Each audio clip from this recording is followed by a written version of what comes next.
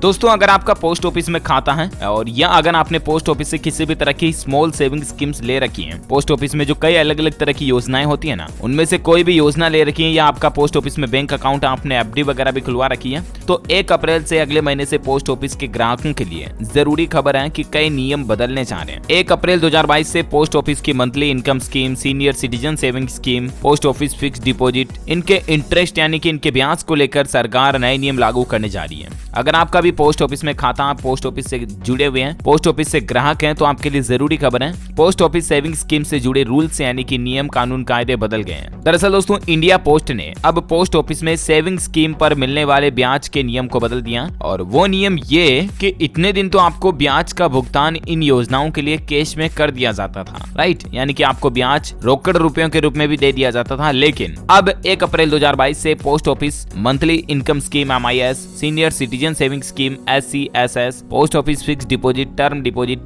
इन चीजों का जो इंटरेस्ट का भुगतान होगा ना, वो कैश में नहीं दिया जाएगा। इंटरेस्ट का भुगतान केवल अकाउंट होल्डर के पास जो पोस्ट ऑफिस सेविंग अकाउंट होगा या किसी भी बैंक अकाउंट का सेविंग अकाउंट होगा उसमें दिया जाएगा। अगर किसी अकाउंट होल्डर ने बैंक डिटेल को सीनियर सिटीजन सेविंग स्कीम या इनके साथ लिंक नहीं किया है, तो टोटल इंटरेस्ट का भुगतान या तो चेक की मदद से किया जाएगा या तो फिर उसके पोस्ट ऑफिस सेविंग अकाउंट में किया जाएगा। तो कहने का मतलब यही है सिंपली दोस्तों कि अगर आपने भी पोस्ट ऑफिस से इस तरह की कोई भी योजना ले रखी है और आपने किसी भी बैंक खाते को उस योजना से लिंक नहीं करवा रखा है, तो आप अपने किसी भी बैंक के सेविंग अकाउंट को यानी कि बचत खाते को उस योजना से लिंक करवा लें। पहली बात तो ये सेविंग अकाउंट लिंक होना जरूरी है अगर आपको interest monthly time to time चाहिए तो। अदरवाइज आपको ब्याज का पैसा चेक के रूप में दिया जाएगा पोस्ट ऑफिस से, जो कि काफी डिले हो जाता है, प्रोसेस काफी लंबी हो जाती है, राइट। अब यहाँ पर एक और बात जानने वाली ये है कि अगर आपने 31 मार्च तक यदि दोनों अकाउंट को लिंक नहीं कराया तो 1 अप्रैल के बाद मिलने वाला ब्याज पोस्ट ऑफिस के विविध कार्यालयों के खातों में जमा करा दिया जाएगा।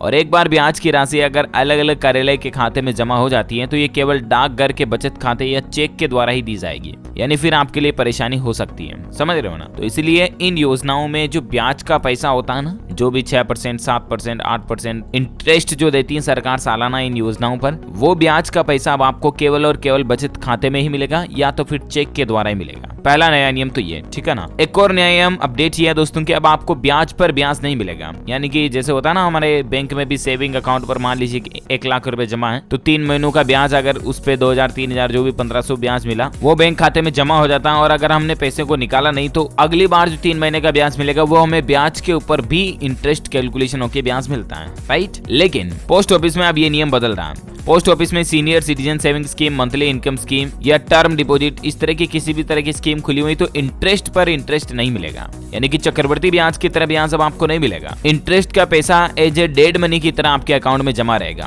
तो इसीलिए आप अपने ब्याज के पैसे को समय समय पर निकालते रहें, क्योंकि ब्याज पर ब्याज तो मिल नहीं रहा, यूं ही आपके सेविंग अकाउंट में पड़ा रहेगा तो कोई मतलब तो है नहीं, है ना। तो उम्मीद है दोस्तों पोस्ट ऑफिस को लेकर ये 2 न्यू रूल्स एंड रेगुलेशंस के अपडेट आपको जरूर जानने मिले होंगे। वैसे आप मुझे कमेंट करके बताइए कि आप कौन से राज्य में रहते हैं, ताकि मैं आपके राज्य के समाचार भी आपके मोबाइल तक पहुंचा दूंगा। वीडियो को लाइक और शेयर करना और हमारे चैनल DLS न्यूज को सब्सक्राइब करके बेल आइकॉन भी जरूर दबा देना, ताकि आपको रोजाना के ताजा अपडेट्स और काम की खबरें तुरंत आपके मोबाइल पर मिलती रहेगी। Thank you, take care, good bye, जय हिंद, जय भारत, वंदे मातरम।